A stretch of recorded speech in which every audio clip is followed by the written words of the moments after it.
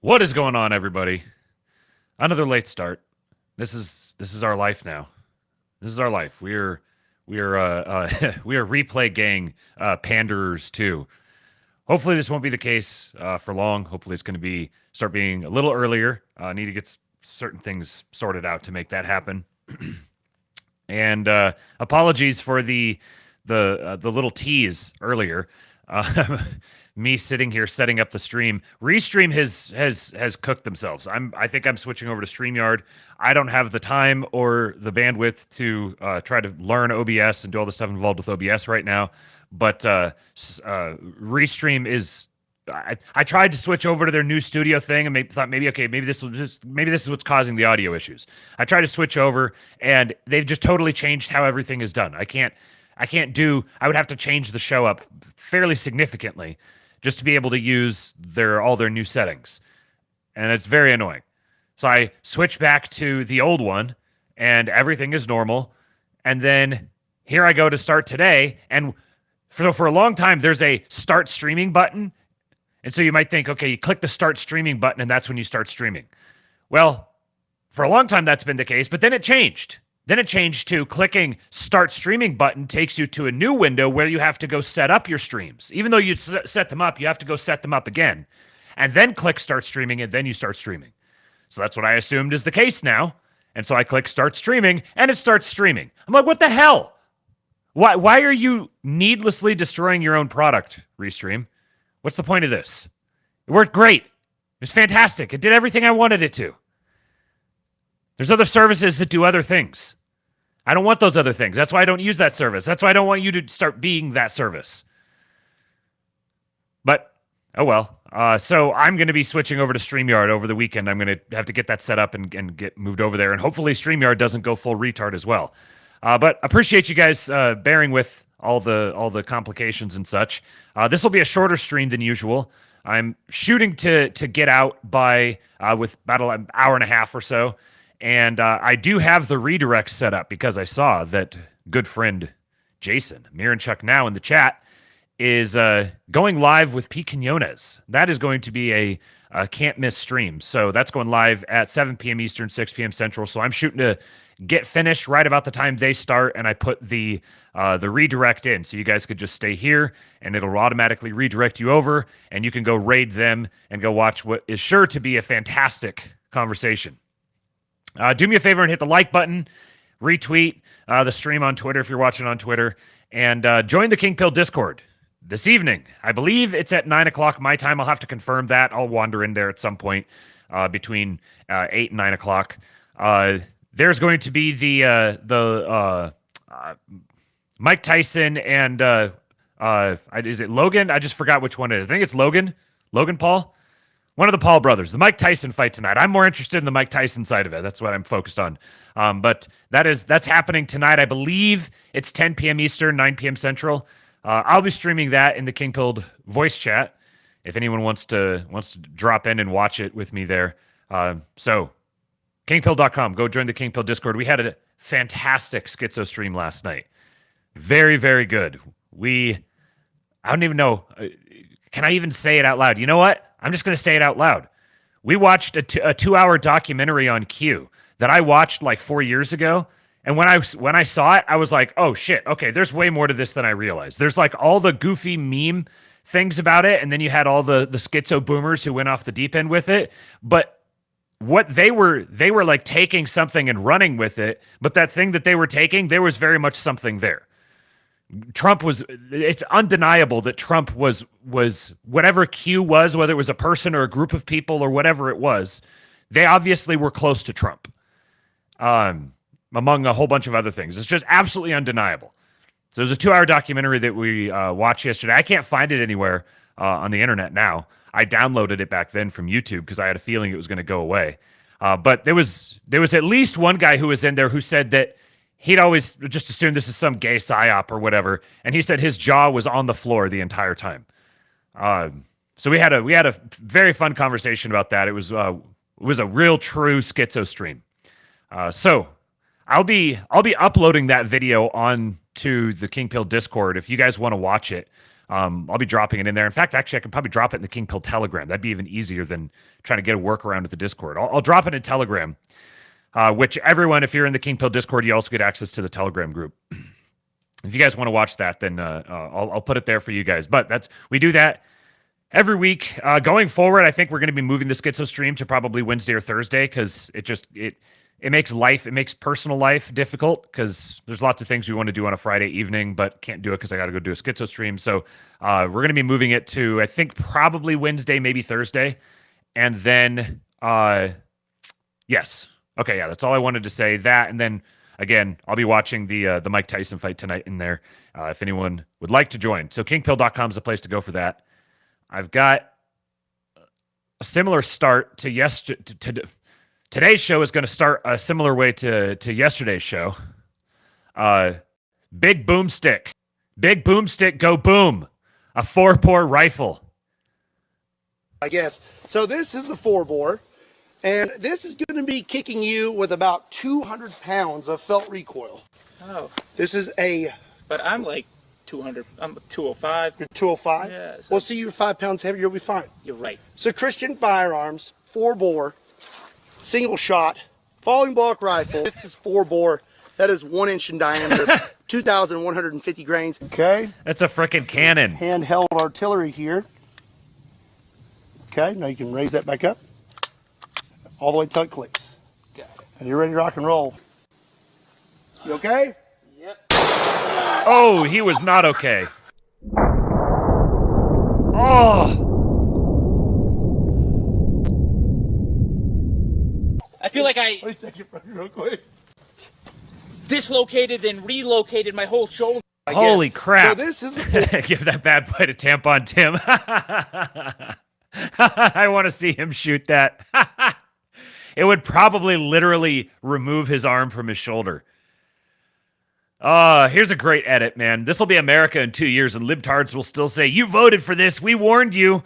This is America right here, man. This is the American identity. The aesthetic. It's been lost for so long, but as masculinity comes back, so does America. I'm coming to get you. Now it's your turn. Payback time. You really think you have a chance against us, Mr. Cowboy? Just another American who saw too many movies as a child. Disease. And I'm the cure. Gentlemen, let's broaden our minds. I love it when a plan comes together. Yippee-ki-yay, motherfucker. Say hello to my little friend.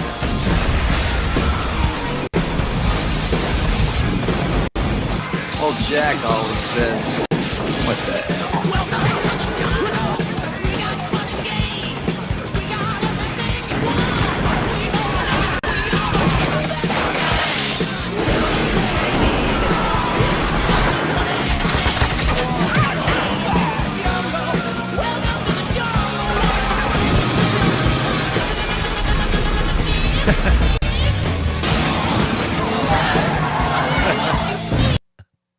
Welcome to the jungle, libtard. This reminds me of when I was a kid, and like this was kind of how I imagined America, This is the way I saw America. It was like the super over-the-top action movies and mega bravado, and we're just gonna go kick everyone's ass. Like that was my perception of America's personality.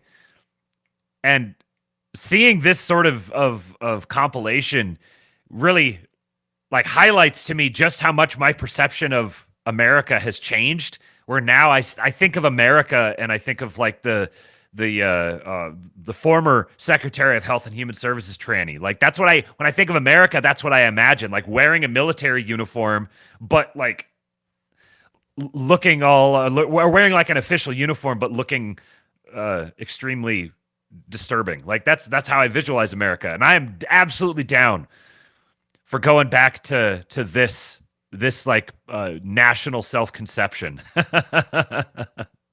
I'm gonna get sucked right into the frickin' neo-trads, man. Shout out to Column Rush in the chat. Mrs. Column Rush is in labor. Congratulations, guys. Column Rush is a valued member of the inner circle, the King Pill Discord. Just keep us updated, man. That she's been in labor for a long time now, because you mentioned it yesterday. So prayers out to you guys, sending you guys happy energy. Another thing we need to pray about. Old Glory Club tweeted out, ladies and gentlemen, it's come to our attention from Peter Brimlow that Mr. Patrick Buchanan has fallen ill. Buchanan has been an intellectual and literary titan in our spheres for decades, as we ask our audience to pray for him and his family at this time. Everything, the 80s are just 70s, the 80s, everything is going back to, really, that's like the 70s to the 90s, like that 30-year period. Everything is going back to that time. But prayers up for Mr. Pat Buchanan. And yes, Mr. Bremlow has also started a campaign urging President-elect Trump to award Pat Buchanan the Presidential Medal of Freedom before his time on Earth comes to an end. We cannot think of a better man for such a distinction, so let's get hashtag medal for Pat and his big smile trending. And I'll add to that, we need to start doing whatever needs to be done to commission a statue to be built. We're going to build statues of our heroes again. Imagine a statue of this right here. This look, the big smile. Capture that smile and immortalize it. The ones who've gone before. Andrew Torba said, you want to defeat Zog? Great, me too. That's going to take more than votes and shitposting online. We need health, wealth, awareness, and most importantly, faith. It's called the long game of realpolitik. We're heading in the right direction, and the winds are ever in our favor for the future. And this is the mentality right here. This is the mentality to defeat Zog is this one. The one that, like, scrabbles around screaming and crying about it and blackpilling all over the place. That is not the mentality to defeat Zog. That's the mentality of despair. Despair is the greatest sin. Despair is pride. So no fucking blackpilling. Look at this. This is our new defense secretary. I mean, this is granted, this is like prime boomer slop. Boomer millennial slop. But it's like, it's good. Just because it's sloppy doesn't make it not good. The thought that the sheer fact that we're going to have a Secretary of Defense who thinks and talks and communicates and believes this way, even if it is just like performative, it's still such a huge shift. These walls, some of the press that are covering this, they don't understand the attachment that conservatives and freedom lovers have to Donald Trump, to the former president. They don't get it. They think it's some sort of a misinformation, cultish thing, cult of personality. Oh, they love the bravado. That's not what it is. I'll explain why we love them in one military analogy. I was a platoon leader in Iraq. I was an infantry platoon leader in the Army. And the one situation you know is the most dangerous situation that you don't want to find your platoon stuck in is what's called a near ambush. So you're walking through a neighborhood and you walk into a near ambush, meaning the enemy has the high ground, they're concealed, and you're stuck in what's called the kill zone on the X, and they've got you pinned down. Rifles, grenades, everything. You're right there in the kill zone. You don't want to be there. You're dead if you're in the kill zone, for the most part, unless you act, okay? The battle drill for being in the kill zone of a near ambush is definitely not crouch down and hope you survive. Because that's never going to happen. Your only option is to immediately seek cover, immediately pop your grenade, throw it, and then charge toward the enemy that you still can't see. That's your only option if you want to survive. This is all metaphorically, of course, for the media out there. Right? Caveat necessary.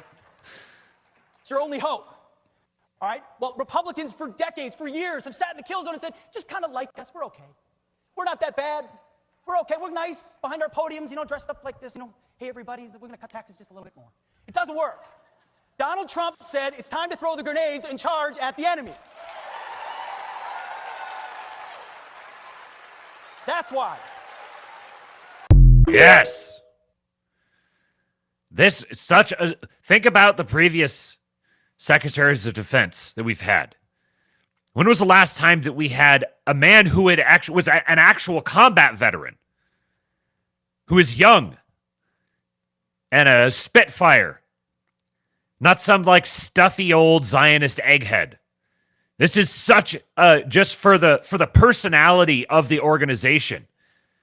To have him at its head will change so much, even if he doesn't do anything in particular. It's completely resetting the vibe. There's a reason why everyone's talking about crystals. Because the crystal chicks were right about more than people gave them credit for. They're completely retarded, but that didn't stop them from being right about the vibes. The vibes matter. I wanted to highlight this guy here, a migrant being interviewed by CNN. If you get deported, would you regret your support to Donald Trump? No me arrepentiría. He's saying that he wouldn't regret supporting Donald Trump. So you're really not thinking about yourself. You're thinking about your children and the future of your children. Yes, I want the better for my children. If you get deported... I got to tip my hat to the guy. He supported Trump, even though it was illegal for him to. And he's like, if I get deported, so be it. It'd be better for my children. This is a good-spirited man. He needs to be deported, but he should be deported, and then he should be fast-tracked back legally. That's what I'm going to say. If he's got kids here, and his kids aren't getting deported, then he needs to be fast-tracked back legally. Supported Trump, knowing that he was likely going to be deported because of it. That's a good man. One of the significant things about Matt Gaetz, which the same thing goes for Matt Gaetz. Think about the past attorneys general we've had. The sort of scuttling, sort of gross, tweed-suited, egg-headed, slimy swamp characters. Now suddenly we're going to get a tall Aryan Chad who, the greatest drawback on him is that, he's a pussy hound. He can't keep it in his pants because he's got it going on so much. And he's very close with Bukele. Headline here, as AG, Gaetz wants to replicate El Salvador's hardline lockup strategy in the U.S. So this is from CNN. Matt Gaetz would oversee U.S. prisons as AG. He thinks El Salvador's hardline lockups are a model. As he stood inside the echoing hall of the prison, Matt Gaetz seemed impressed. There's a lot more discipline in this prison than we see in a lot of the prisons in the United States, said Gaetz, then a congressman, now announces President-elect Donald Trump's pick for U.S. Attorney General. It was July, and Gaetz, who will oversee the Federal Bureau of Prisons if he becomes Attorney General, was visiting El Salvador's notorious terrorism confinement center, CCOT, where gang leaders and murderers are locked up and from which they are never released. The prison is a concrete manifestation of the hardline rule of El Salvador's president, Nayib Bukele, who is often berated by human rights groups for flouting norms, but largely credited inside his country for returning safety to the streets. My God. Flouting norms leads to returning safety to the streets. So it sounds like those norms were pretty bad if flouting them led to safety in the streets. And anybody who was human rights groups that were advocating for those norms, it sounds like those are criminals. I think these human rights groups are like criminal propaganda organizations. This is the solution for El Salvador, Gaetz added in a video released by Bukele. We think the good ideas in El Salvador actually have legs and can go to other places and help other people be safe and secure and hopeful and prosperous. Who was predicting exactly this? Just like, I don't know, maybe it's been like a year now. Shout out to Jason Miranchuk and myself for talking about this, and Pete Quinones and a number of other people. Our little group of people was saying this is exactly what was going to happen. That Bukele setting up shop in El Salvador and doing what he did, this is the build a Caesar model. This is build a Caesar in action right now. Last month, CNN was the first major U.S. news organization to be granted access to CCOT on a private tour. Isn't that interesting timing? So Matt Gaetz' close ally has not been allowed access there until last month. Seeing the recently built fortress where both convicts and some men still facing trial spend 23 and a half hours a day in bleak group cells, eat a bland, meatless diet, and have just 30 minutes a day for exercise or Bible class. Listen to these people cry about the treatment of literal satanic murderers. These are the enemy of the people. It's one part of Bukele's upstart transformation of El Salvador that he has achieved by upending the system, giving law enforcement new powers under a rolling state of emergency, getting his nominees to the Supreme Court, and then asking that Supreme Court to allow him to run for a previously unconstitutional second term. Bukele is well aware of the emotions he stirs, both positive and negative, and has dubbed himself the world's coolest dictator and now philosopher king in his ex-bio. Get mogged! Ha ha! Trump has at times both praised and denounced Bukele. When he was in the White House, he lauded cooperation with El Salvador's then new leader, but he turned critic once he was out of power and focused on immigration, saying Bukele was sending criminals to the U.S. But Gaetz appears to be an out-and-out fan. He told Time magazine he considered Bukele a kindred spirit, and the pair greeted each other warmly as Gaetz led other congressmen into Bukele's office during the July visit. That trip came just a month after Gaetz, Donald Trump Jr., and others traveled to Bukele's second inauguration. Gaetz founded a congressional El Salvador caucus with Democratic Rep. Vicente Gonzalez of Texas in July in a rare moment of bipartisanship. Announcing the new group in the House of Representatives, Gaetz said, through the inspiration from El Salvador's astonishing transformation, the great American rejuvenation can become a reality as well, so that we can experience a triumphant return of safety and prosperity that we once inspired in others. Okay, that's the gist of it. So we're seeing Build a Caesar being enacted in real time. And a little bit more on Matt Gaetz here. Glenn Beck tweets that Thomas Massie tells me why he supports Matt Gaetz as Attorney General. At the worst possible. And I'm going to tell you, like, if you're not with Thomas Massie, then I don't think we can be friends, man. Let's start at the worst possible place for Matt Gaetz. You know, there was this inquiry that was going to be released into how bad he is on Friday. That's why he had to quit right away. That's why it happened. Can you address that? Well, who better to take on the weaponization of the government than somebody who's had the government weaponized against them? I mean, this is what I call touching the red wire to the black wire. If you've ever jumped a car with jumper cables, you know you don't put them together. It's going to melt the insulation off the place over there. And if anybody knows how to fix it, it's Matt Gaetz, how to fix the DOJ. Why do you say that? Because most people know him just as a bomb thrower. Well, because he served on the committee, the Judiciary Committee, that Jim Jordan chairs and I serve on as well. And we have sat there, I don't know how many times, and heard Merrick Garland try to say, when we ask a question, I'm sorry, that's the subject of an ongoing investigation, and it's our longstanding policy not to comment. That's bullcrap. And I told Matt I expect to never hear that answer from him when he comes in front of me. I am looking forward, Glenn, this is my dream, to cross-examining Matt Gaetz in the hot seat there in front of Judiciary. And have him not say what Merrick Garland said. Just imagine that. Imagine Thomas Massie cross-examining Matt Gaetz and Gaetz being forced to have to disclose all of this stuff. You know, it's my obligation. You're the congressman. it's my obligation to disclose this to you. So here it is. Here's all this information. Ah.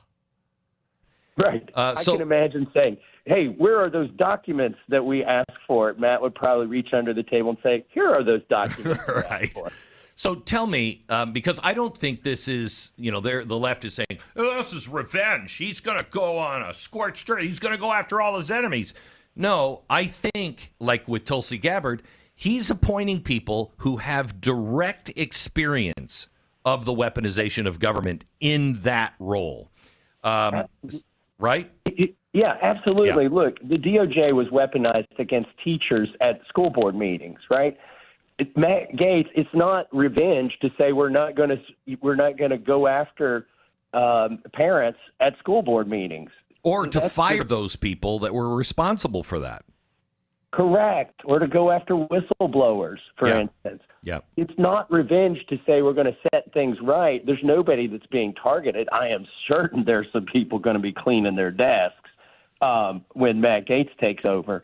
Some of them will be given the notice, and some of them will be trying to get out of Dodge before the new sheriff gets to town. So, Thomas, is he a kind of guy that is well thought out and well planned? Because he has to move in on inauguration day and lay down the law quickly. He's got to take that bull by the horns day one.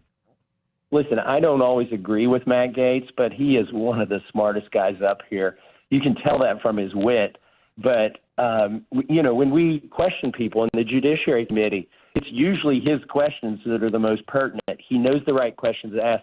When he gets to DOJ, he's going to know which rocks to turn over, which ones are going to have snakes and scorpions underneath of them, because he spent many years asking these questions. I can't imagine the day he walks in there and actually, instead of asking for the documents, gets to pull the file open and pull the documents out. Oh, man. I was listening to the old Glory Club's stream, and one thing that they pointed out is it's interesting how many of these people that Trump is putting into positions of power, as Colin Ross says, it wasn't an election, it was a complete regime change. Yeah, very much so. They pointed out that there's actually a very strong Floridian contingent there. Almost as if Florida is kind of now being set up as the new base of power for the GOP. Trump has Mar-a-Lago down there. You've got DeSantis. It's like the most one of the most dug in right-wing strongholds now electorally. So now you've got Rubio, you've got Gaetz, you've got, I think Susie Wiles is from Florida, and there were a couple of others I can't remember off the top of my head now. There's a handful that are all from Florida. So, and then potentially you're going to have Lara Trump taking Rubio's Senate seat. So there's the base of power in the United States is being sucked away from DC. If they come in and they start firing a bunch of bureaucrats and relocating a bunch of different departments, you got Doug Burgum for the Secretary of the Interior, and he's also going to head like the National Energy Commission or some sort of new policy commission that they're creating. He's going to be the chair of it. I mean, there's never been a better combination of face and responsibility than Doug Burgum being the Secretary of the Department of the Interior. He has absolutely the best face for it. And Howard Lutnick talked at length in his conversation with Anthony Pompliano. He mentioned the Department of the Interior multiple times and how crucial he's going to be. So Burgum was in the conversation for vice president. So him being put in that position, I think the combination of those signals, Lutnick talking about the importance of the Secretary of the Interior, and then him being a VP candidate, I think this signals that the Department of the Interior is going to be a crucial part of this, which makes sense if you're talking about unloading American, or upregulating American manufacturing, getting it spun up, and an energy policy, and reappropriating federal land. There's a whole bunch of different things that the Department of the Interior is going to have a connection with. So why was I talking about that? Burgum. I don't remember what I was saying before that. I went down too many rabbit holes. I lost my weave. My weave fell apart. So power is being sucked away from DC. And Florida is becoming like the new seat of power. Now, I have the prediction that the new capital of the American empire is going to be in Texas. I think it's going to be probably in the Dallas area. Because I think the seat of economic powers is going to move largely to Texas. And I think political power is going to follow that. And energy power is going to be a big part of that as well for a lot of different reasons. So I suspect that the capital is ultimately going to be in Texas, and the reason I say Dallas is because and one of the reasons why I think it wouldn't be Florida is because of the capacity for natural disasters that come with some regularity. So like I think it's going to be in a Dallas. Like you can get tornadoes, but that's not quite like having a hurricane that just swamps the entire peninsula. Yeah, Department of Interior is the Department of Natural Resources. Right. America's natural resources are unfathomably abundant and barely touched. That's going to be a great part of this incoming administration, that there's just no way that it's not going to happen, is America is going to be capitalized a lot more. We have a lot that we can capitalize on here, and it needs to be capitalized. The resources need to be capitalized because we need to live off of them. Anyways, yeah, so DC, the long and short of all of this is DC is going to be, all these pressures are now building up that are just sucking power and influence and wealth and interest away from DC. I would say within 50 years, DC is going to be an old, gutted out, kind of like Detroit is today. That's how people are going to see DC. It'll be kind of a Rome to Constantinople kind of a moment. That's what I'm expecting over the next century or so. Update on AOC. We mentioned yesterday she'd removed the pronouns from her bio and is now referring to herself as a congresswoman. This is a fascinating. And then I didn't have the clip of this, but she posted asking people to drop like what podcasts and stuff for people who voted for Trump. What podcasts have you been listening to? And everyone was like, "Oh, she's doing this because she wants to." She's going to try to go after those podcasts and cancel. I don't think so. This is AOC's move to the middle, and she's going even further now. This is unfathomable. This would have been absolutely cancelable not that long ago. Because no is not a final answer. We need to have the mentality that no means find another way. No means try again. No means look somewhere else. No does not mean stop trying, okay? Because no is not a final answer. We need to... Asking Trump guys for podcast Rex, and suddenly Nuance takes on consent. She's definitely pregnant.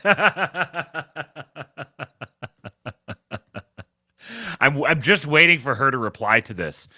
She also, as Vagrant of Road said, she also just called Gabbert pro-war, so it seems clear she's just doing this to try to trick people into thinking she's moving to the center. But maybe it's just plain old pregnancy brain combined with her usual ineptitude. And then this one here, this is AOC's analysis for Joy Reid on why Trump's trans ad was so effective. This is actually fairly insightful, and she's beginning to...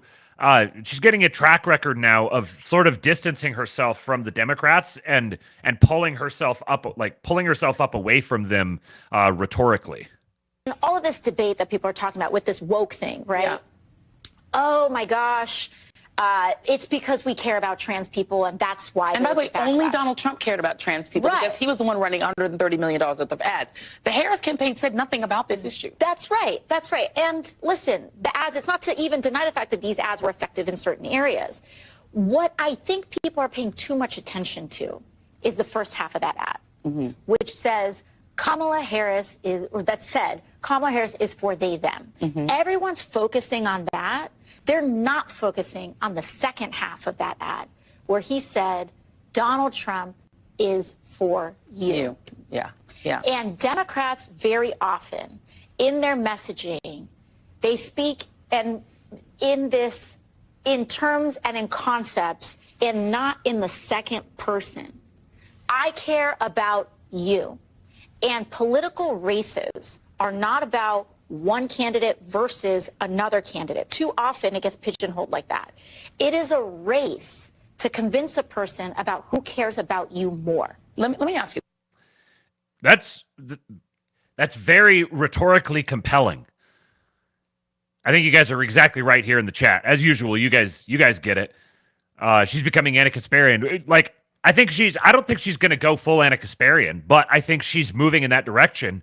And the thing about having someone like Anna Kasparian that begins to move that way is it sort of awakens that possibility for other people, makes it easier for someone. So now AOC doesn't, even if she's not completely conscious of it all, she doesn't have to be the first mover. She can sort of draft in her wake just a little bit, which means more can and more can and more can and more can. Samal Bob says, her, Lurch, Fetterman, Anna Kasparian, Bernie, and Yang see the writing on the wall. Yes. They're going to take over the Democrat Party.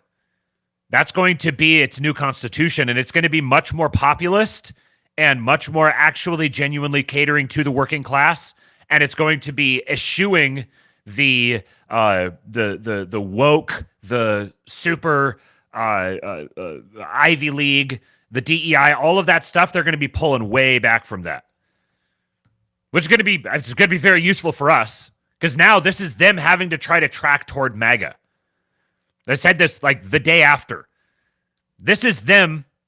The Democrats are inevitably going to have to tack to MAGA and then start just pointing out points of differentiation from MAGA.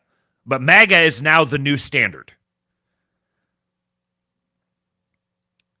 The 2020 election will have the Democrat Party will be running on a platform very, very similar to Trump's. It's just going to differ in a few key things based on things that happen between now and then and how it spends up.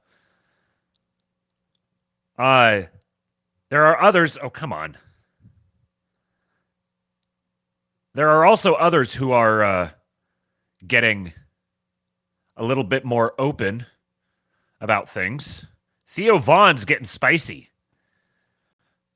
Well, I don't know. I don't know what's happening. I feel like there's a changing of these parties, because you have former Democrats who are now Republicans, but they also don't even get along with half of the people in office. Yeah. People are sick of politicians overall. Big time.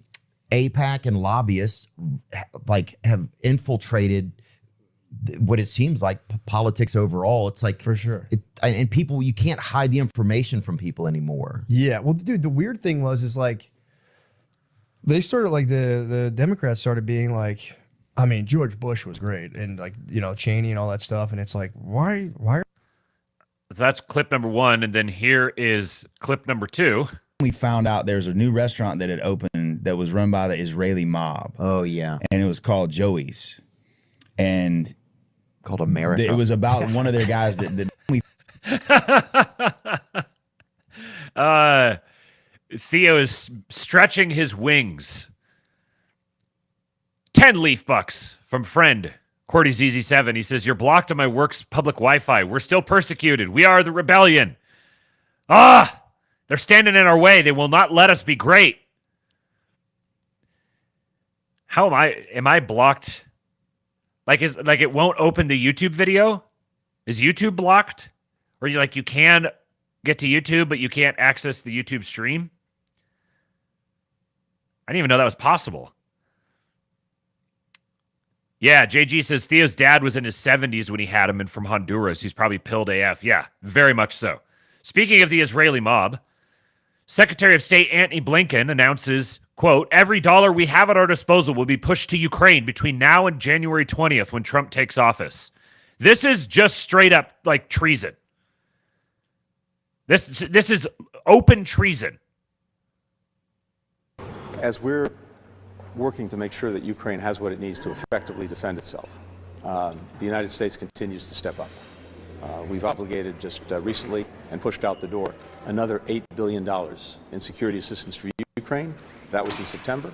Another almost $500 million just a few weeks ago.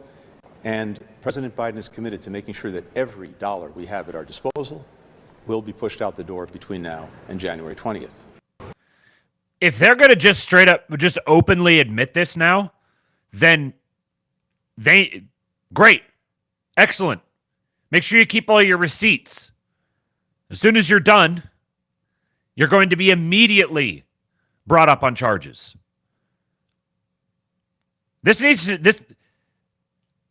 enraging. It's galling. The absolute brazenness of it. And yet it's also a sign of their desperation.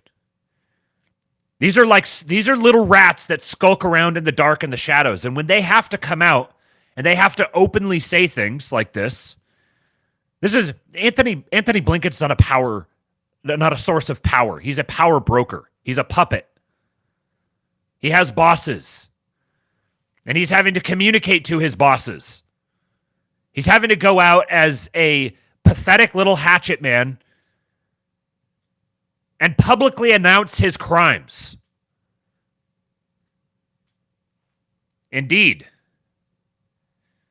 Miranchuk. Ukraine equals City of London.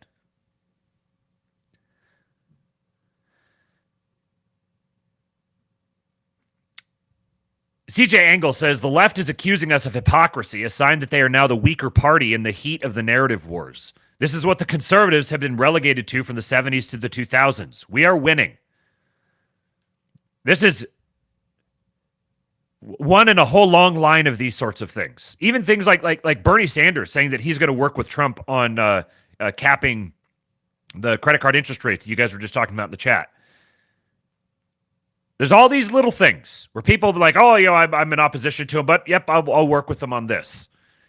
I'm happy to work with Trump's cabinet, like the Colorado governor saying he's super excited about RFK.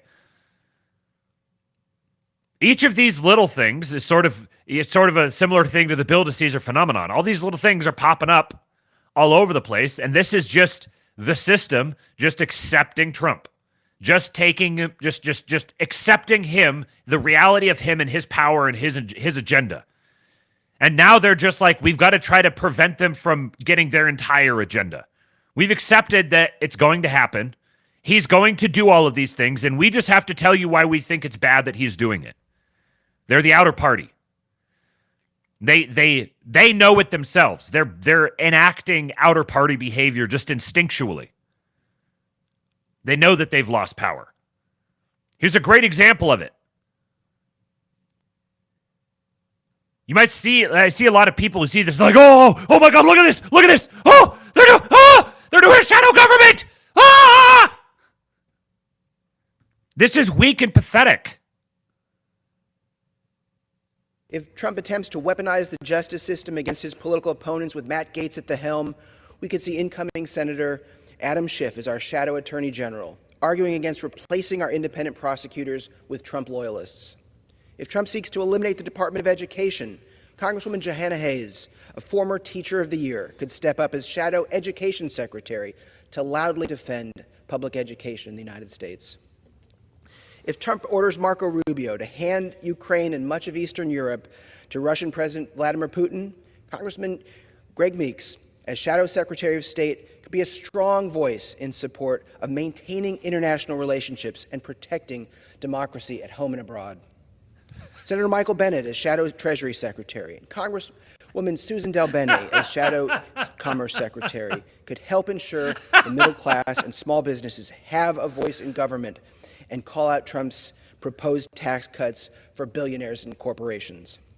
As Shadow Defense Secretary, Congressman Adam Smith, a great representative for the people of Washington and not a Fox News host, could counter Trump's threat to use military force against his political opponents and work to ensure that the Department of Defense stays loyal to the Constitution and not some wannabe dictator.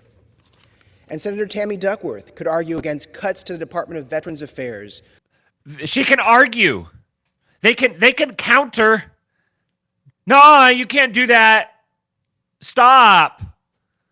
We're going to argue, and then you have to argue. As a G says in the chat, shadow cabinet equals nagging. CG Constantine says, imagine creating a shadow government by announcing it. Yeah. This is pathetic. They're weak.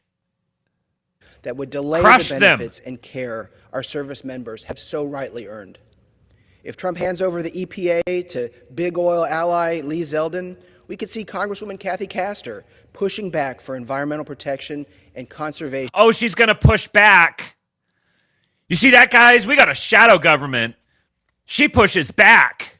To protect the air we breathe and the water we drink. And if Trump pushes to ban abortion nationwide, Congresswoman Rosa DeLauro could step in as Shadow Secretary of Health and Human Services to defend women's right to choose. Someone actually was commissioned to create this poster board here. I feel sorry for whoever that sad little bastard is. Out there, like, he probably thinks he's special. He was like, oh, yeah, look at this. I'm making my shadow cabinet graphic. It's going to be seen by millions of people. We're the resistance now, baby. And argue against the gutting of Medicare by Trump and his cronies. Arguing. Mr. Speaker, new times require new solutions. The shadow cabinet isn't just about opposing extreme MAGA attacks on our government. It's also about making clear what we stand for, not just what we're against. It's surreal. This is exactly what Republicans have been like for almost my entire life. We're making clear what we stand for. We are going to push back. We are going to give them hell. We're going to let them know just how we feel about that. Weak and impotent. We must press the advantage. All right, so you guys have heard a lot about this Alex Jones auction that's going on right now. Now, before I get into the updated details on what's happened with that, I want to remind you guys of this thing that I played a couple of weeks ago. So this was an undercover journalist with I think it was like Project Veritas or one of those groups. I can't remember exactly what group it was, but an undercover journalist talking to this contracting officer with the CIA. I'm going to speed it up just a little bit here, but we'll get through a couple of key remarks that he makes. Do me a favor and hit the like button, folks. We got 109 watching and only 41 likes. We got a lower turnout today, late in the afternoon on a Friday. Everyone's in weekend mode, I know. But do me a favor, hit that like button. You can kind of put anyone in jail if you know what to do. How? Does Bureau practice entrapment a lot? We get really close. We call it a nudge. A nudge? A nudge. Sometimes you just gotta give them a quick little, just to see what happens. Sometimes you light the fuse and just wait for it to follow. Nothing like putting on a fake social media thing to like really get people mad. Alex Jones. Yeah, so we were after him. You are? We did what we wanted. Which was what? We took his money away. Shot his legs off. Gavin O'Blennis is a contracting officer at the CIA. O'Blennis worked for the FBI in 2021 and 2022 in the San Diego office, moved on to Homeland Security where he conducted asylum interviews at the southern border, and now works for the CIA managing multi-million-dollar contracts across government agencies and private sector vendors. I work for, I work for this without, I'm not supposed to tell people kind of job. If I say intelligence, what do you think? CIA? Yep. You work for the CIA? I do. That's incredible. I'm a contracting officer. That's amazing. So I deal a lot with like different agencies. We're contracting with like Director of National Intelligence to do stuff. We do Navy, Army, any of them really. I just FBI. I used to work for the FBI, so they threw the FBI at me. They're like, here, you used to work there. Oh, I'm permanent. I'm sad. Yeah. Good. Well, why do they call it contract? Because I do the contracts for them. I do all the legal contracts. I fly out to vendors and evaluate them. I love the agency. Good for you. I like the Bureau too. The Bureau's a lot of fun. I got to do a lot of cool stuff with the Bureau. I was the guy in the back of the truck in the van. O'Blennis spoke to an undercover Sound Investigations reporter about his work experience involving near entrapment and his employer's involvement with political commentator Alex Jones's legal battles. As long as the Bureau is able to progress far enough to be able to put pro-lifers in jail whenever they want. Yeah. You think that's on the agenda? You can kind of put anyone in jail if you know what to do. How? You create the situation to where they have no choice but to act on their impulse. And once they act on that impulse, then we call that entrapment. It's a fine line. Does the Bureau practice entrapment a lot? We get really close. Not officially? No. We get as close as we can. We get as close as we can to it without doing it. So they can entrap some of these pro-lifers into doing things that they don't. Depending, yeah. We call it a nudge. A nudge. A nudge. Sometimes you just gotta give them a quick little, just to see what happens, right? And how does that happen? You put a post out there, or you have someone fake profile say something that triggers, that we know is going to trigger them, right? Like, we already know your history. If we're to that point, we already know everything about it. So we're like, oh, this will piss them off. Sometimes you like the fuse and just wait for it to follow, right? Like a rally. Like a, so when a rally happens, that's sometimes the Bureau behind it? Yeah, sometimes. Nothing like putting on a fake social media thing to like really get people mad. Post fake news. Sometimes it's not fake. It's embellished a little bit. Who would be like a big influencer that you're after? Like a, I don't know, like I don't even know these names. Like a Fox News person or like a Tucker Carlson or like. Oh, I'm sure he's on the radar, right? Because you always want the biggest and loudest. Like that. What was his name? The one that said the Sandy Hook didn't happen. Or something. Alex Jones. Yeah. So we were after him. You are? Are you still after him? Why? Because he's broke. He got found guilty and had to pay like $100 million. So why were you after him? We're not anymore. Just to get the money from him? Yeah. Was that court case used? Was that a CIA? Sure it was. That was an agency thing? Well, actually it was a defamation case. So it's a civil, not government. But we were looking at all of his followers, commenting, following like, who's that going to do this to, right? So even though it's technically not our, well, not the agency definitely, but the Bureau, for instance, yeah, it's not our purview. It's a civil matter. But since they got all this access to his stuff and it's there, what can we go find? And did you find anything? I can't. Oh, we did. But so it's just kind of like realize the opportunity that you have. So with Alex Jones, you were watching him long before anything ended up happening. Probably it wasn't mine. So they were. It was a civil matter, so I can't remember. I think he gets into it a little bit more coming up here, but they're just like he's blatantly admitting to doing, at the very least, profoundly legally sketchy things, if not downright illegal. Of course, you got the obviously gay guy. I want all of our. The great thing about having enemies who are gay, I want all of our enemies, all of their intelligence officers, to all be middle-aged, extremely feminine gay men. Because they will just sing like canaries. All you have to do is tease them with the possibility of being respected or admired or the very temptation of sex, and they are going to absolutely sing. On the flip side, this is why, as one of the guys said here in the chat, you should never have effeminate gay men as intelligence operatives because of precisely this reason.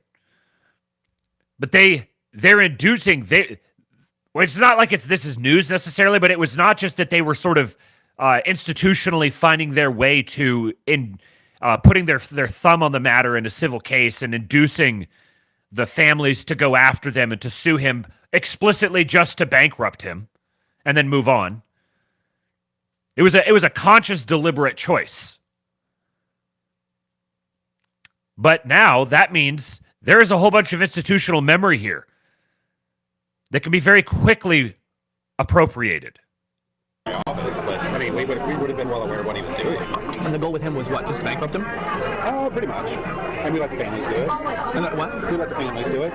Were they encouraged to do that by the Bureau? Like Hudge? We don't encourage people, but like we just say there's no federal statute being broken, but you do have the option for a civil case, and it's a pretty good case.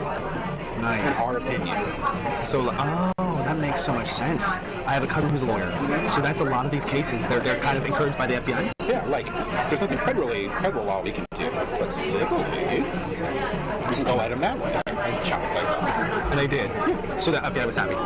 We didn't care. We were like, oh. Basically, the citizens did your job. Yeah. Wow. So you can encourage a civil lawsuit. Not encourage, but you can. What can you do with people like Alex Jones now?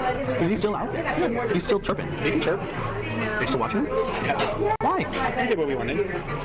Which was what? We took his money away. We shut him up for a while. You're never going to shut him up. Well, unless you put him in prison. But again, he didn't do anything to go to prison. Being ignorant is not a crime, which it is. I mean, what if you could bring a nudge? He did inside a riot, like Cheeto. He didn't encourage people to go shoot people. He didn't do it.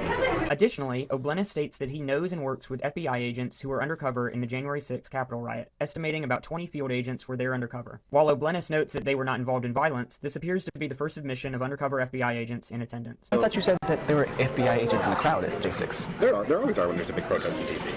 Just in case it gets out of hand like that. But there wasn't enough to turn that tide. I mean, I'm talking they maybe had 20. You needed 1,000 to get rid of that crowd. So they had like, that was just 20? Yeah, just to go through to third, see what they can hear, that kind of thing. Wow. Yeah, definitely. They needed 1,000 at least. Well, Wow. and that's also Capitol Police jurisdiction. They're in charge.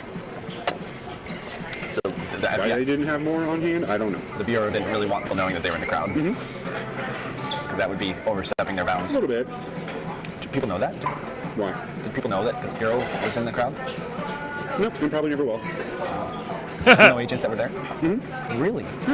The agency knew. The dude is unveiling so much. But isn't it fascinating that you could be this, as Mellon says, this is like the definition of the spiteful mutant. And yet they're still somehow inhibited by like, well, he didn't actually do, like he didn't do anything criminally. We can't go after him criminally. He didn't do anything like that. It's so bizarre that they would have, like they would be inhibited by that and yet be willing to just gleefully acknowledge that they maliciously used, they did everything they could to color within the lines legally on paper, and yet the on paper still somehow inhibits them, even though it literally is just on paper. There's such bizarrely incompetent, semi-human people. So here's Alex Jones giving the description and a bunch of details on what happened with this purchase or this auction. It's not true that the sale has happened, that the Onion purchased them.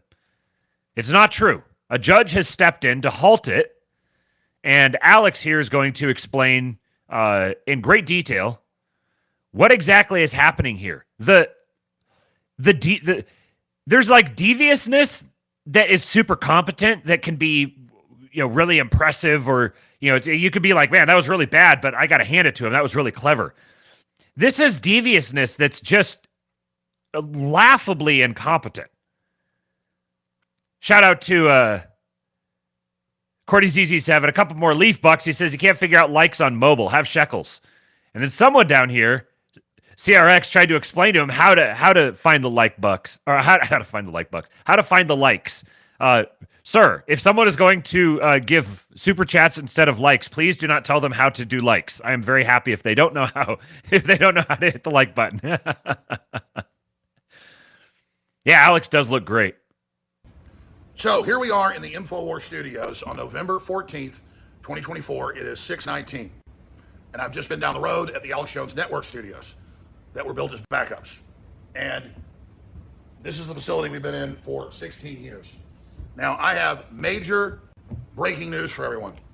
The headlines you see everywhere that the Onion bought InfoWars today is not true. The judge had an emergency hearing today that we filed for at 8 a.m. this morning. It went on for several hours. He was extremely upset, the federal judge, Chris Lopez, and said this is not a real auction.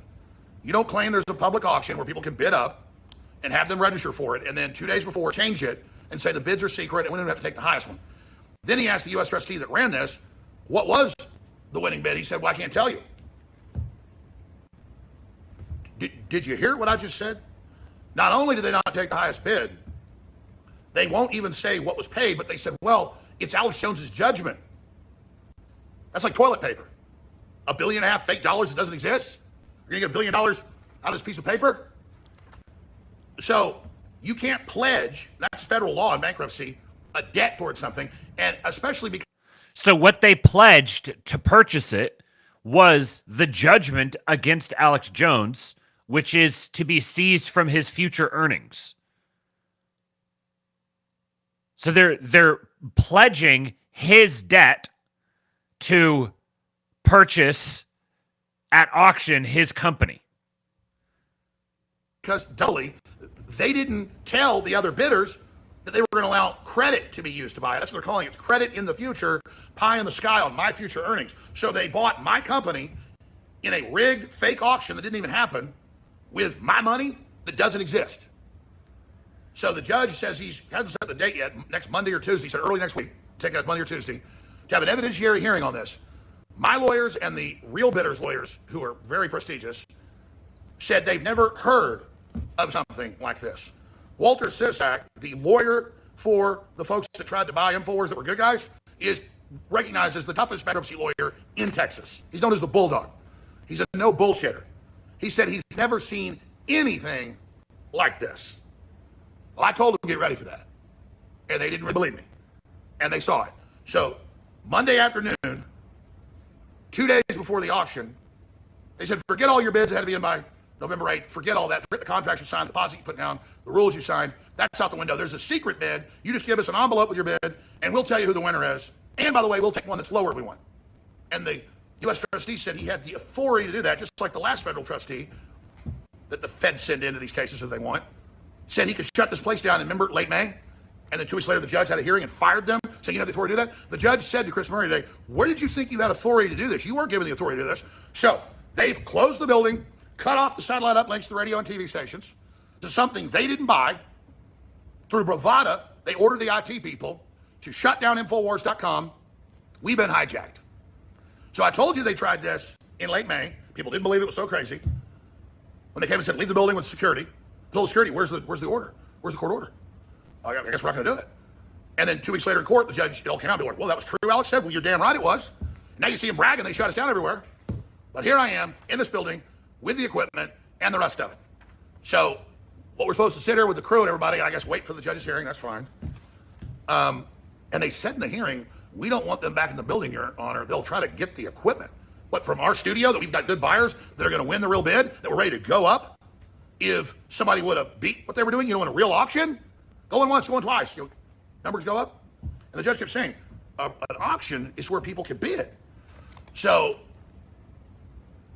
I look on the screen right there. The Onion buys Alex Jones's InfoWars at auction with help from Sandy Hook families. No. The Onion's just the fake owner. They didn't do anything. The families pledged their award that's on appeal. You can't sell an award that's on appeal. That's like if I said I was going to buy a house with Confederate notes from the Civil War. They're worthless. Or Zimbabwean notes. Or Weimar Republic notes. And they would not tell the judge, even though the U.S. trustee has told the news and told me this morning that it was future money of mine that doesn't exist, pie in the sky, that was going to buy this company. I forgot about that. So he's appealing the judgment as well. It's on appeal at the moment. So they got the families to agree to pledging the receipts of this judgment. When they get the receipts from this judgment, they're pledging that future money that he doesn't even have in the first place. So it's going to have to be like seized from him over time. They're pledging that to purchase the company at auction from him, and they were outbid. It's just like comically, plainly just messed up and illegal and bullshit. And this judge is like, what the fuck is this? What's wrong with you people? And yet they try to run with it. They try to get the story out. Oh, the Onion bought it. And maybe the Onion's just doing this whole thing just for the lulz of it. But what's going to end up happening is whoever is actually trying to buy it is just going to buy it on Alex's behalf and move him right back in there again. These are not brilliant, intelligent, Machiavellian schemers. I don't know how many times we have to get really clear evidence of this, that these are retarded, incompetent people. They're not people to be feared. They're people to be crushed. And anytime you start blackpilling, you got to go in the crystal, man. Because you're just giving them power they don't have. I mean, for the families. I didn't do anything those people barely ever even talked about. Didn't create the story. Didn't happen. Covered people not believing it a few times. Then they had PR firms claim I was attacking them years later. This is 12 years ago. And raised money off me in PR for anti-free speech, anti-gun initiatives. And then had me defaulted by judge and found guilty and had show trials produced by HBO. The greatest show trials ever in history, mainline lawyers say. Literally fake, like the Truman Show. So these people have jumped the shark, and it's why there was a referendum against the left and lawfare, why Trump got elected in a landslide despite all the fraud. That's all coming out. This is total insanity. So I'm going to show you these articles. Come on over here, Reese. Here's some light over here. I'm going to show you these articles. These are the ones you go read. And my folks were at the hearing. They listened to it. I got a transcript of the hearing. Judge Alex Jones' Beckford case orders hearing over InfoWars sell to the Onion. No, he said, nope, he's not certifying it. Doesn't look like a real deal to him. The word is bare minimum. He's going to order a real auction. InfoWars will be turned back on sometime next week. I will still be the owner under law, like he did the last time he tried to hijack it with another U.S. trustee who we removed. And then this will go forward. And then in January or so, I would guess, 2 months from now, there'll be another auction, and then it can be reality-based. But I go on my appeals, and it'll be on them. We're sure to win the Texas Supreme Court. Connecticut probably won't, with the Supreme Court there, and we get there. But it doesn't matter. America's awake. The truth's coming out. So I'm going to say it again. The judge blocked the sale today. The judge says he doesn't believe it was a real auction. Now, you notice you're not seeing that in the news. Some of the law sites have it. But you go do your research. All you out there celebrating like idiots. If the judge certifies this, it's just another dark day for people's rights, because you shouldn't say there's an auction. It really isn't an auction. Where, oh, you're supposed to have cash. That's the rule. Oh, sorry, changing it. We can take less bids. Oh, and by the way, it could just be made up. Their judgment. Like that's money in the bank. That's like people that buy into Ponzi schemes. I didn't set the Ponzi scheme with $1 billion judgment on me claiming all this money. I was negative at the time of those trials. Negative money. Never had more than $10 million in the bank. That was backup for the company.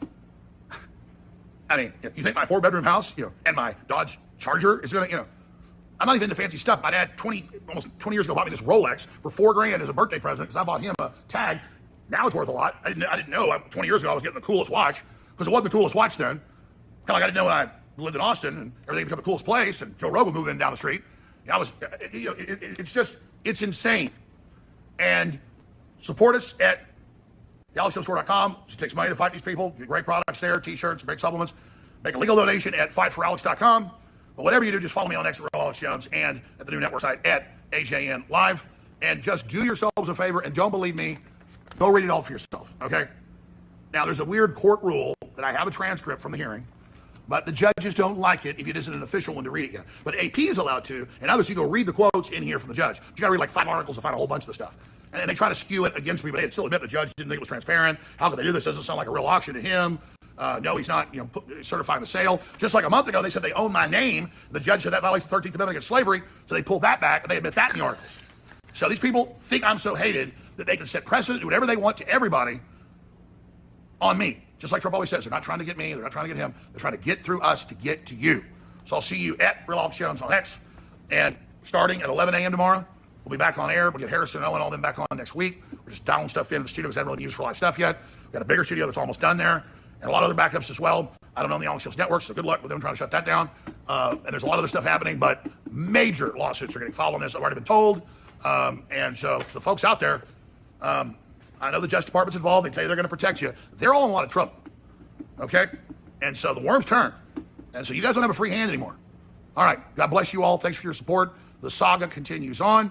Free speech is more valuable than ever. So realize that my fight is your fight, and they're trying to shut me down because they want to be able to shut you down. We have an existential threat to our freedoms, but humanity's waking up. We've turned the tide. We have the initiative. And so understand your very future does hang in the balance, but humanity's waking up. So God bless, and thank you again.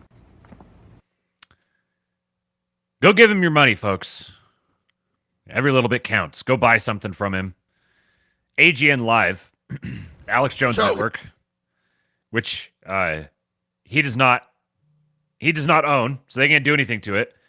Come on.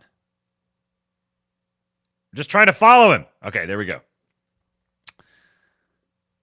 And I like how they tried to take his name. They tried to they're so deranged that they're even going to try to legally take control of his name. And it got struck down because that's that's slavery. I laugh, but this is like who was it up here?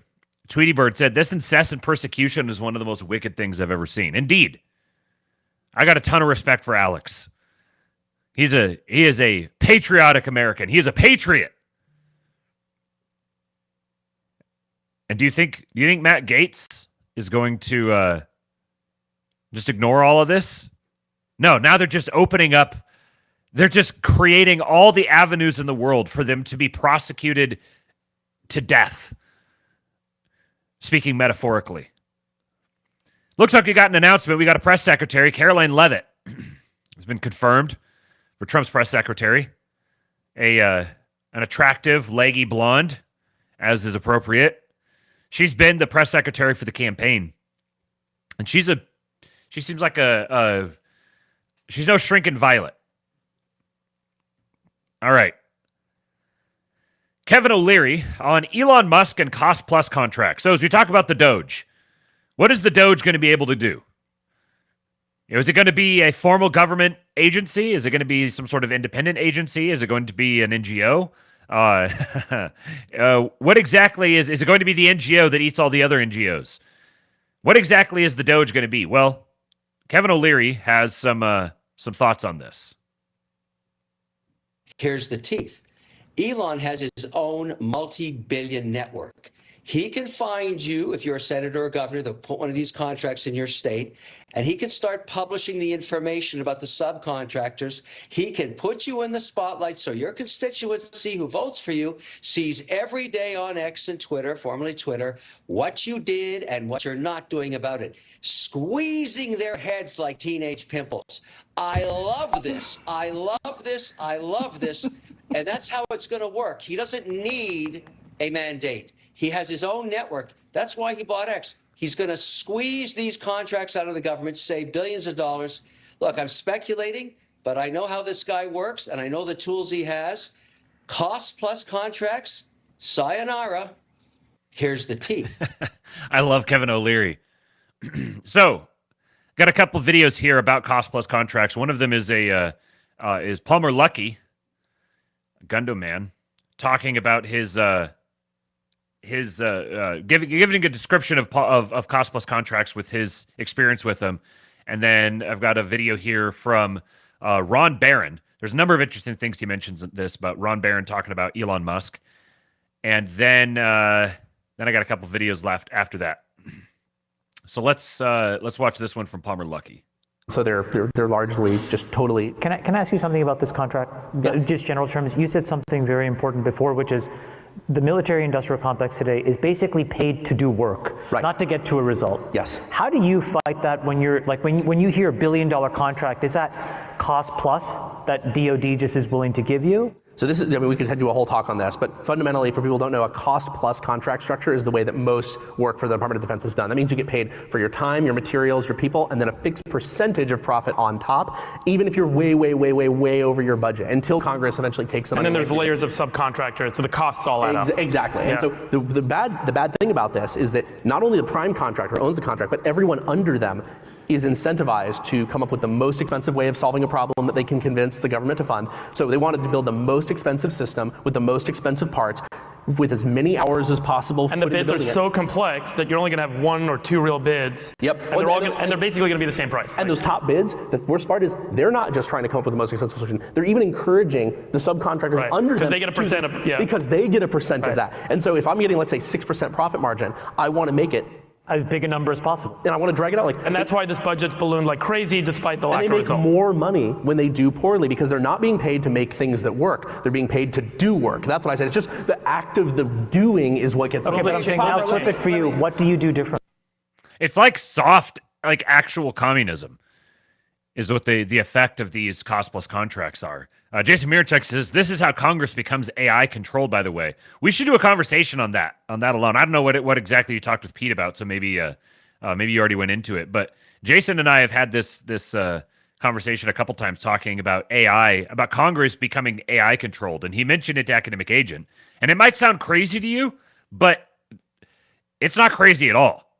It's the only thing, because it's completely doable already right now. The only thing, it's literally just like kind of figuring out the sales pitch for it. But that's going to be pretty easy to get to. We should have a conversation about that, Jason. So then here is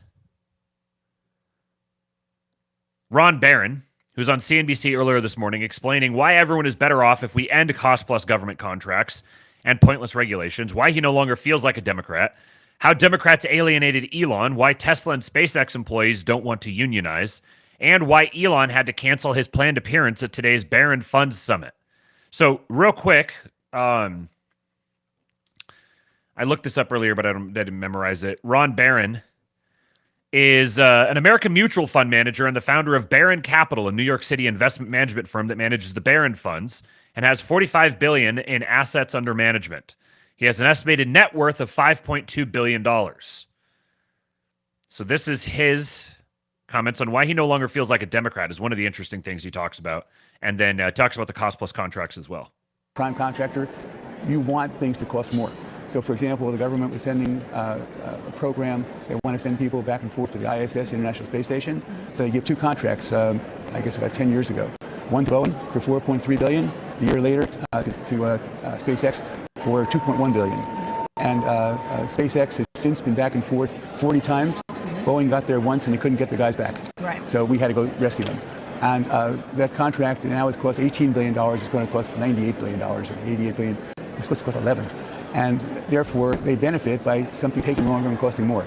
SpaceX, if something goes wrong on a Friday afternoon at 4:30, people don't go home until it's fixed. The other places, 4:30, let's get out of here.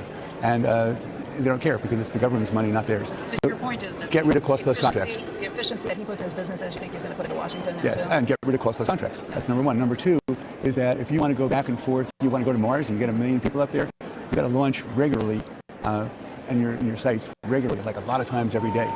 And if you have to go get permits every time you launch, airplanes don't have to get permits every time they launch, every time they take off.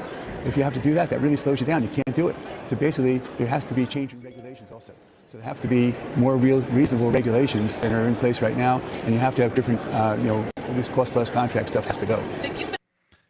So this is a historically Democratic billionaire who's close friends with Elon, very close, and been close with him for a long time, heavily invested in him, and wants to see a return on that investment, and is also very concerned about the explosion in government spending, and specifically the way the cost-plus contracts have driven that.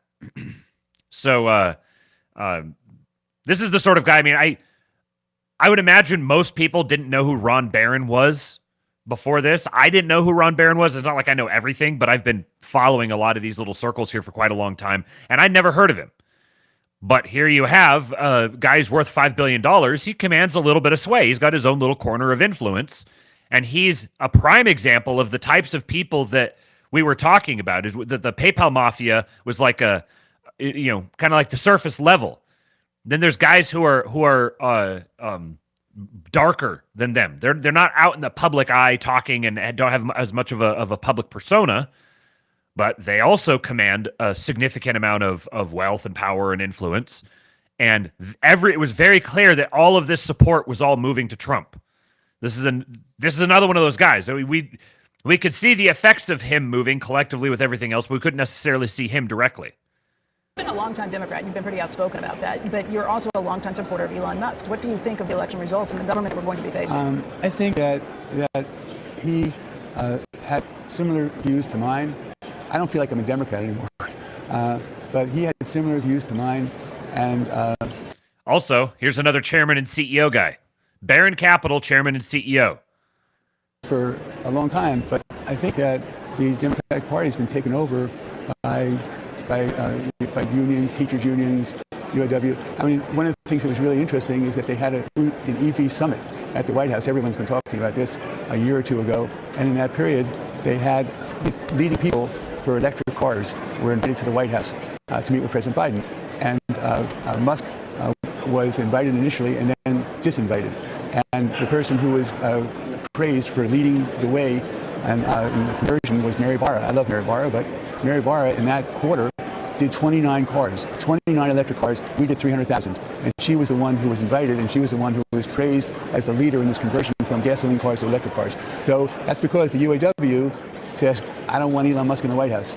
And so it's a lot of these interested parties that say, no, it doesn't work for me to have someone who's not union. The reason UAW has been unsuccessful unionizing Tesla's plants is because people in Tesla's pants are becoming wealthy because they're shareholders in Tesla stock. Same thing for SpaceX. So you can't unionize people if they're doing great where they are. Last year, there were 5.8 million people. 5.8 million people applied for jobs at Tesla and SpaceX for 30,000 jobs. 5.8 million people. 5.8 million applied for 30,000 jobs. Samoa Bob says turning on Elon Musk has to be one of the biggest fumbles of all time. This is what I was thinking. When they went after Musk's pay package, when they started going after his businesses, this is the sort of person that they're alienating. They can't help themselves.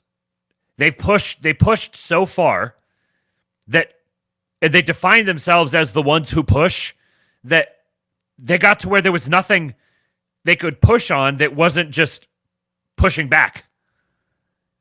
So the harder that they push, the more they end themselves. Appreciate the $20 super chat. We got some cold hard eagle bucks here from Matt Greider.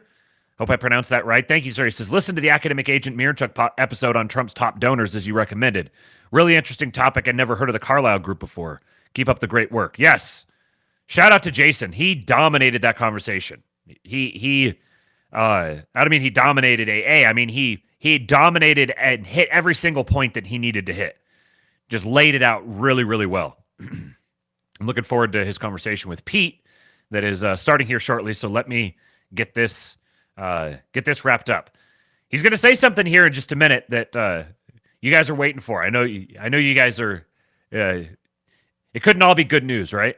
For 30,000 jobs. Tesla might have 150,000 people and SpaceX probably 15,000, but they had 5.8. They get the best people. They get the best people who do the best. And how do you take people like that and make them into a union where they're just taking something off the top and it's a job that's not that interesting? When did you decide that you were no longer really a Democrat? Has that been over the last several years? Or a lot of policies they have. I'm an independent. A lot of policies that they have I don't agree with. Just anti-business policies, anti-growth policies? What are the... Anti-Israel policies. Anti-Israel policies, Boop. Yeah. There it is. I don't really understand where that came from. So I need to remind you guys, I've been thinking about this, and I can't remember if I said it on the show yesterday because all of my thoughts are all running together. But again, there's two types of people here to look for. You have the people who believe that America should exist so that Israel can exist, and the people who believe that America should exist and Israel should exist. Because this guy wants America to exist because he wants Elon Musk to have a platform from which to launch rockets to go to Mars. So he's very interested in America existing, in America being financially prosperous and economically successful and not being subverted. He also wants Israel to exist, and he wants them to be allies. This person is not an enemy right now. He wants America to exist. He wants America to be economically successful and powerful because it suits his economic interests. Yes, please. The time will come where we won't need these types of people anymore. But for right now, the Democrat who wants to abandon the Democrat Party because they're not philo-Semitic enough, but who also wants America's economic base built up and America to be and wants to support Musk as he supports Trump, yes, I will take it. The inclusion policies. I think that if someone is really talented and work really hard, they should get the benefit from that. And the policies of Democrats, if someone's not doing well, they want to say, okay, we'll lift you up. I'm fine about giving people opportunity. I'm not fine about taking something from someone who's worked really hard to achieve what they have and taking it from them and giving it to someone else. Okay, you're an investor. Your top two holdings are Tesla and SpaceX. You also have a holding in X.com. And Elon's got a pretty large role in this new incoming Trump administration. Do you worry at all as an investor that that's going to take more of his time, or do you think his companies will benefit because he's able to be there? This is an advisory role, so I don't think... Okay, got to interrupt it. It's happened. Column Rush says, so we just had a baby. Congratulations, man. Many years. Let's get some oinks in the chat for Column Rush. For Column Rush and the family. Congratulations on the new little one, man. now he's doing. Elon's got a pretty large role in this new incoming Trump administration. Do you worry at all as an investor that that's going to take more of his time, or do you think his companies will benefit because he's able to be there? This is an advisory role, so I don't think right now he's doing a lot of advising. I don't know how active he is in choosing the people who are being placed in these roles. But he was supposed to come. We had a funny bit planned. I was telling you about this before. And we were initially going to do a Saturday Night Live open. Here at the Barron Investment Conference today. Yeah. And then I told him about this. He said, well, why don't we do 30 minutes about talking about the future instead? I said, okay, great. And then they called yesterday and said he can't do it. He's in Mar-a-Lago. Can't arrange it. Can't leave. Can't come in. Can't get the Jeep. So he's actively involved. We've heard the reports about this, but you've heard it too. The people in SpaceX told me that he doesn't miss any meetings. So he comes to these meetings, same thing with Tesla. I don't understand how he's able to do all this. Yeah, there doesn't seem like there's enough hours in the day. No, it's amazing what he does. FBI informant says, good point by Jason in the AA app. Quote, there is no third position on the table right now. Only globalists and anti-globalists. Yes, exactly. Exactly. And this guy is clearly, though he is Israel sympathetic, which is not surprising, Barron grew up in a Jewish family in Asbury Park, New Jersey, one of two children of Morton Barron, an engineer, and his wife, Marion. He invested $1,000 saved from shoveling snow, waiting tables, working as a lifeguard, and selling ice cream, and turned it into $4,000 by investing in stocks, prompting cohorts to call him Count, a nickname which still sticks. He studied chemistry at Bucknell and attended George Washington University Law School at night on scholarship. His first job out of school was with the United States Patent Office. He worked for several brokerage firms from 1970 to 1982. During this time, he developed a reputation for investing in small companies. Founded Barron Capital Management in 1982. Barron Capital is known for its long-term strategy and growth equity investments. The firm will typically hold a stock for 4 to 5 years, sometimes 10 to 15 years. The firm prefers to invest in megatrends driven by broad societal and demographic trends, including baby boomer demands for healthcare. Trends where demand is expected to remain steady for years or even decades. It seeks to invest in companies that have strong management teams, investing in people, not assets. They look for companies that have strong growth opportunities, are appropriately financed, have competitive advantages, and are a leader in their field. Place a unique focus on the strength of their management teams of the companies they invest in, looking for credible, dependable, trustworthy leadership. In an effort to thank investors, Barron hosts an annual shareholder meeting, which typically features rock acts such as Elton John, the Beach Boys, and Lionel Richie. In 2012, they purchased 24% of the stock of the Manchester United Football Club that was offered on the New York Stock Exchange by the Glazer family. Their investment amounts to a 5.8% ownership interest in the club, as only 10% of the team's stock was floated. The fund invested in 2014. The fund invested $380 million in Tesla stock at an average cost per share of $14.35. So if you think about that, think about where Tesla was at 10 years ago, and they invested $380 million in Tesla. You know that was a consequence of a personal relationship with Elon. So this guy's very close to Elon.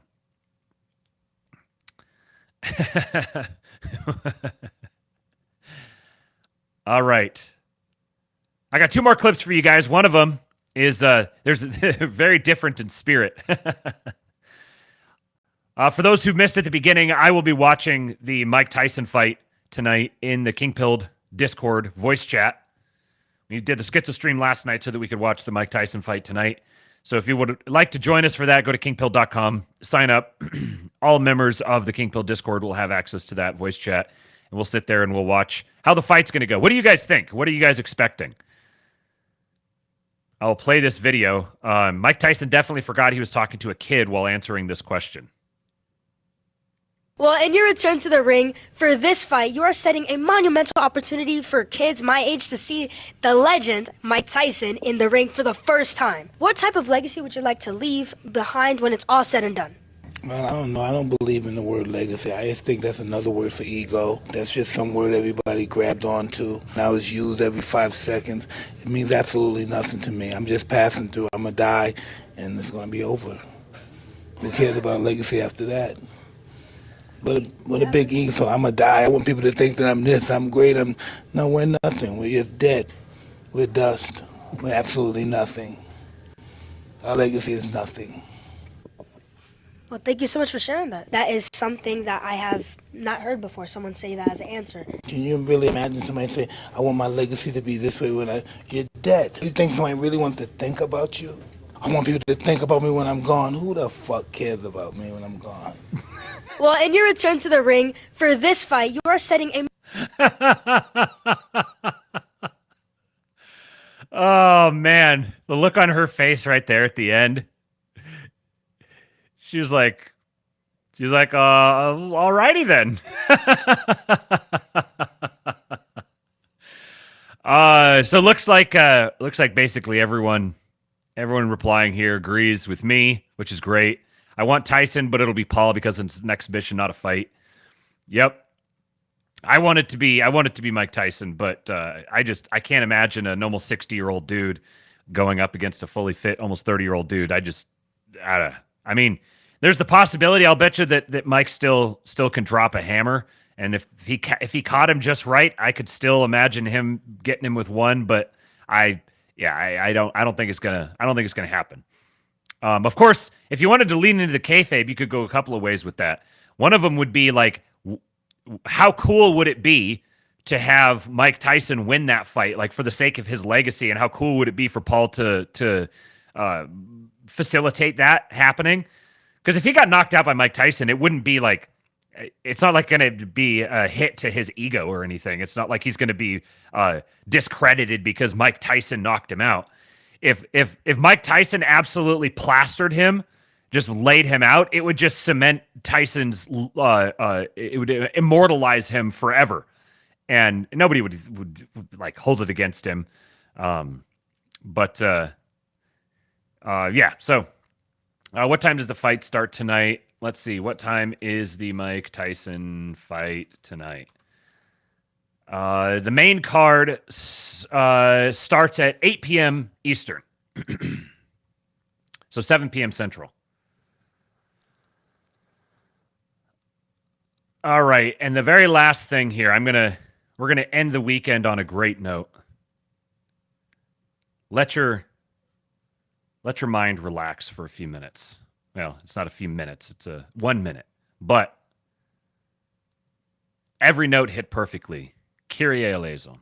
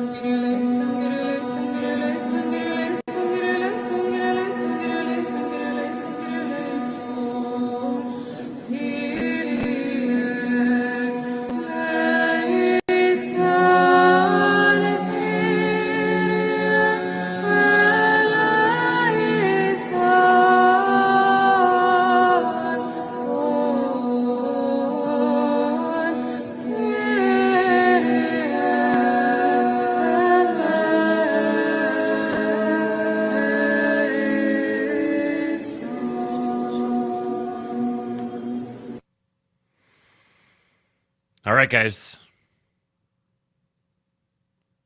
Have yourselves a good weekend. Hit the like button on your way out, and I'll catch you guys back here on Monday for another episode of the ASTROLABE. Follow me on Twitter at RealKingPilled. Like the show. Subscribe to the channel if you haven't already. Join the Kingpilled Discord, kingpilled.com. And I will see you guys on Monday. I give you Hulk. They're my hero. And they tried to kill the next president of the United States. Enough was enough. And I said, let Trumpomania run wild, brother. Let Trumpomania rule again.